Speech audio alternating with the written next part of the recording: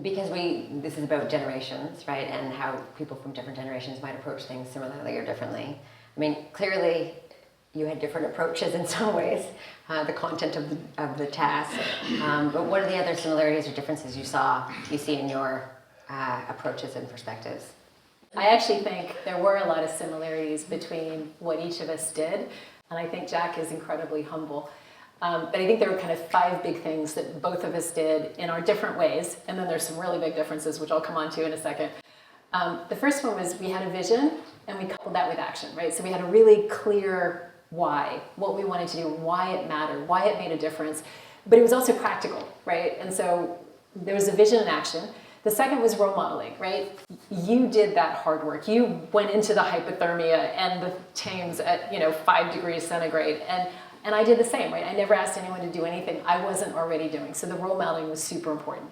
We each built a great team. I mean, you had an amazing team of Olympic athletes and world record holders, and I had an amazing team too. So we built a great team. We had to be agile because you didn't know when you were going to go. You had to pack the training in. We were learning stuff all the time. Certainly, we had to be constantly learning and agile. And we had to be incredibly persistent, right? We just had to keep pushing no matter how hard it was. So I actually think there were a lot of similarities between what we did. There were a few major differences, other than the fact that he's an incredible athlete and I am so not.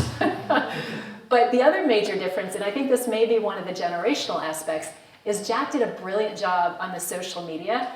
I was pretty good at traditional media. Initially, I didn't want any media, but then I realized media was power and it was influence, and it was the only lever I had to make some of the agencies and officials move.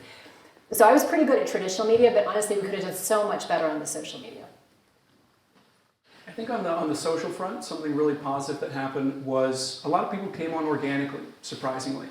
So we actually had, through a friend of a friend, a professional videographer and photographer who came on board, and they were like, hey, listen, we really like what you're doing, we'd love to film it.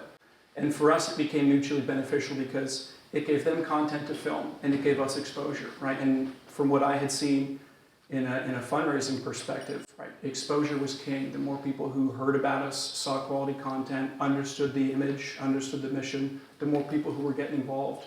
So I think for us, we understood social was a big lever to pull quite early.